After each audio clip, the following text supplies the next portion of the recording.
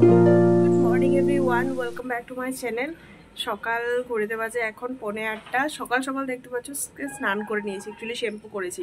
আজকে হলো বৃহস্পতিবার, আর এত সকাল সকাল স্নান করেছি তার কারণ এমনিতে তো সকাল সকালই স্নান করি, তবে দিদি আসার পর কাজগুলো করে তারপরে স্নান করি। কিন্তু আজকে আমার কাজগুলো আমি কমপ্লিট করে দিদি এখনও আসেনি, দিদি আসার আগেই স্নান করে নিয়েছি। তার কারণ কালকে ঠান্ডাতে ঠাকুরের বাসনগুলো আমি মেজে রাখিনি, আবার যেহেতু ঠাকুরের বাসনগুলো ধুয়ে রাখিনি, আর এখন দিদি আসলে তারপরে ভাত রান্না করব।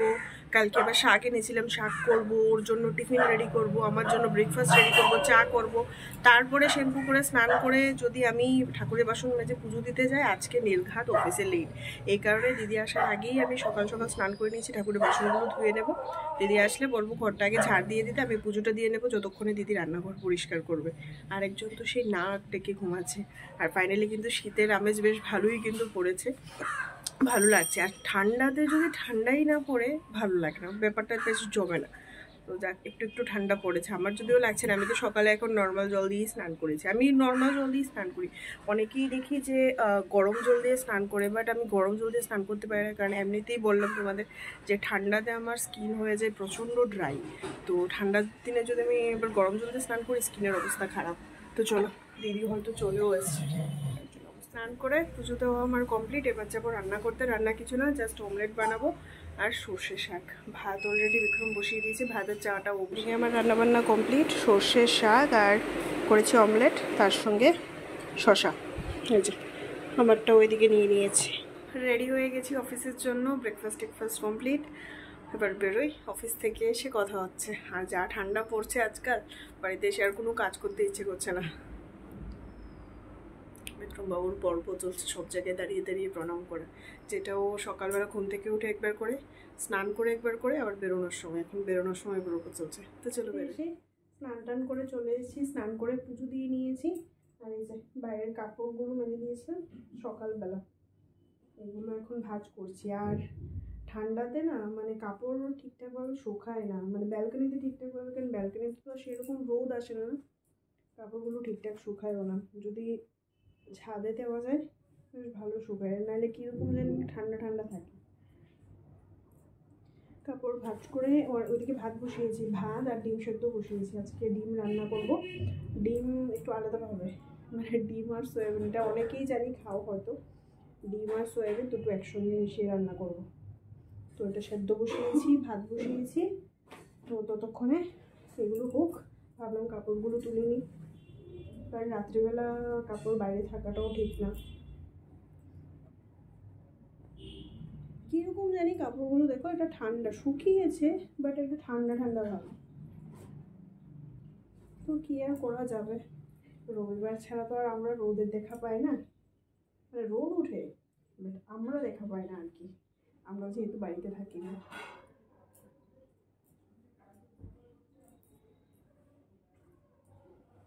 এখন যদি তুলে এগুলো ভাজ না করি না, সে সকাল হতে হতে সারা রাত্র কুয়াশাতে আরও ভিজবে, মানে ভিজবে না, ঠান্ডা হবে, এই হলো ব্যাপার।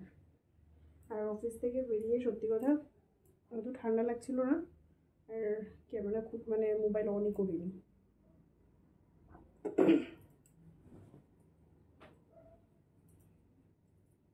এইগুলো কিন্তু রোজকার কাপড়, রোজ মানে অফিসের ড্রেসগুলো প্রত্যেক দিন ধুয়ে দিই। তার কারণ হলো নোংরা তো হয় না, সে দুজনেই সারাদিন অফিসে বসে কাজ, নোংরা হয় না, তাও একটু একটু ঘামের গন্ধ থাকে। আর রোজকারটা রোজ না ধুয়ে দিলেও ভালো লাগে না, কোথায় জমিয়ে রাখবো, সেই কারণে রোজ প্রত্যেক দিনই কাপড় ধোয়া থাকে আমাদের।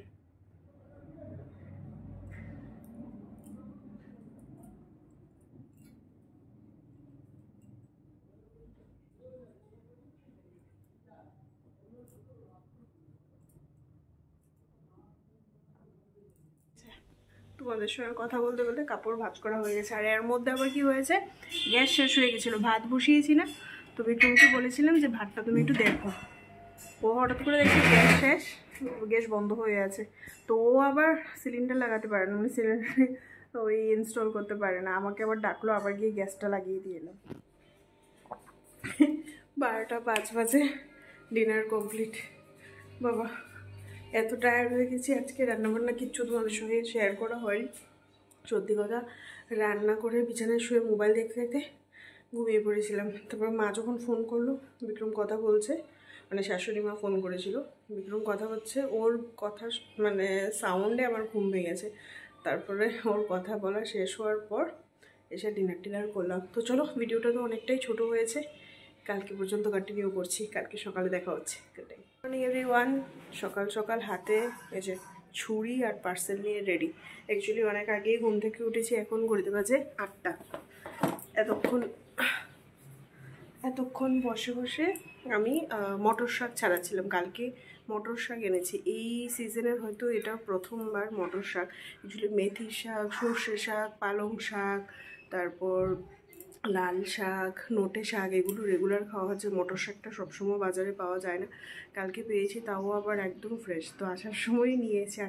আর বিক্রম দেখছি ও শাক খেতে এত ভালোবাসে, এত ভালোবাসে, মানে পুরো আমার মতো। আমরা দুজনেই শাক খেতে, যেমন কালকে সর্ষে শাক খেয়েছি, আজকেই মটর শাক। তো নিয়ে এসেছিলাম। হ্যাঁ, দিদি বাসনগুলো ধুতে ধুতে আমি শাকগুলো একটু ছাড়িয়ে দিয়েছি, কারণ দিদি শাক বাজতে গেলে অর্ধেক শাকই মানে ডাস্টবিনে। তো এই হলো ব্যাপার। আর এই পার্সেলটা অ্যাকচুয়ালি নায়িকা থেকে কালকে এসেছিলো অফিসে। তো চলো আনবক্স করে আমার পার্সেল।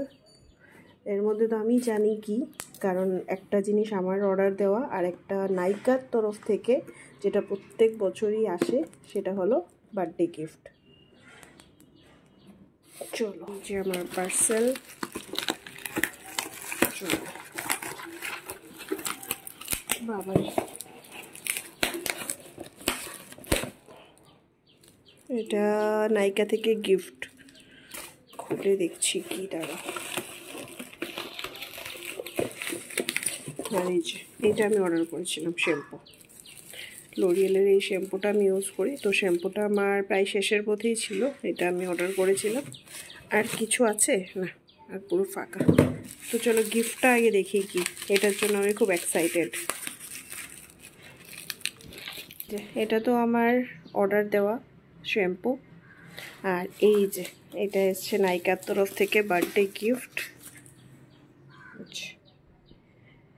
সিট্রোনেলা একটা এসেন্সিয়াল অয়েল। বাহ, থ্যাংক ইউ নায়িকা। লাস্ট 3-4 বছর, হ্যাঁ 3-4 বছর যাবত অ্যাকচুয়ালি আমি নায়িকা থেকে আমার যে কোনো ধরনের এইগুলো কসমেটিক্সগুলো, এগুলো আমি নায়িকা থেকে ইউজ করি। মানে অ্যামাজন, ফ্লিপকার্ট, মিন্ত্রা, ওই সমস্ত সাইট থেকে আমি কসমেটিক্স অন্তত ইউজ করি না, কারণ এখানে এত পরিমাণ ডিসকাউন্ট দেয়। তো আমার একটা ডাউট থাকে যে আদৌ এগুলো অরিজিনাল তো ওই কারণে সত্যি কথা আমি ওইগুলো অন্তত কসমেটিক্সগুলো আমি ওইসব সাইট থেকে দিই না, নায়িকা থেকেই দিই। আর নায়িকা থেকে যেহেতু দিই, ওইখানে আমার গোল্ড মেম্বারশিপ হয়ে গেছে, যেহেতু আমি রেগুলার পারচেস করি। তো প্রত্যেক বছরই, আজকে প্রায় 4-5 বছরের মতো হবে, প্রত্যেক বছরই নায়িকা থেকে আমার বার্থডে মান্থে আমি যদি কিছু অর্ডার করি, সেখানে ওরা অ্যাজ এ গিফট হিসাবে কিছু না কিছু ওদের তরফ থেকে পাঠায়। তো এই যে এবার এটা পাঠিয়েছে, থ্যাংক ইউ। এই মানে সত্যি কথা, এই ছোটো ছোটো জেস্টারগুলো না ভীষণ ভালো লাগে। ভাবলাম একেবারে ওপেন করেই তোমাদেরকে দেখিয়ে দিই। চলো, এটা বেশ ভালো কাজে লাগবে আমার। আজকে ব্রেকফাস্টে হবে আমাদের চিড়ের পোলাও। এখানে চিড়েটা ধুয়ে সকালবেলায় আমি এই চাল এটার মধ্যে দিয়ে রেখেছি। আর এই যে এদিকে হচ্ছে চিড়ের পোলাওয়ের জন্য সবজি ভাজা, ফুলকপি, আলু আর মটরশুঁটি। এদিকে আমার চা ফুটছে, মানে চা রেডি, এদিকে চিড়ার পোলাও রেডি। আর এই যে এই হলো মটর শাক। এটা কিভাবে কাটতে হয় ঠিকভাবে আমি জানিও না, তাও আমি কিছু আইডিয়া করে ছাড়িয়ে রেখেছি। আর এদিকে ভাত নামিয়ে নিয়েছি। চলো, টিফিনটা হয়ে গেলে এবার জাস্ট শাকটা করলে।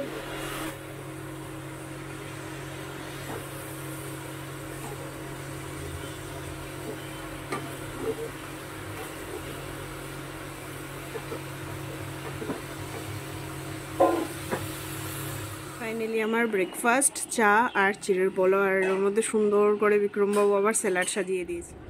চলো, এখানে জানলাটা খুলেছি, একটু রোদ আসছে, রোদে বসে বসে ব্রেকফাস্টটা করি। তারপরে শাকটা বসিয়ে এসেছি, শাক থেকে তো সেই কিলোয় কিলোয় জল উঠছে। শাকটা রান্না হয়ে গেলে তারপরে স্নান করে পুজো দেবো।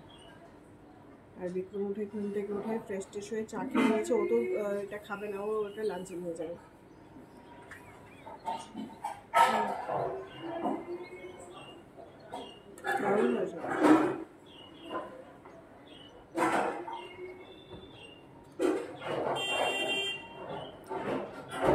মগের শুধু এখন সিদ্ধ হয়ে না, আমি ভাবছি পাথরের মতো কি লাগবে।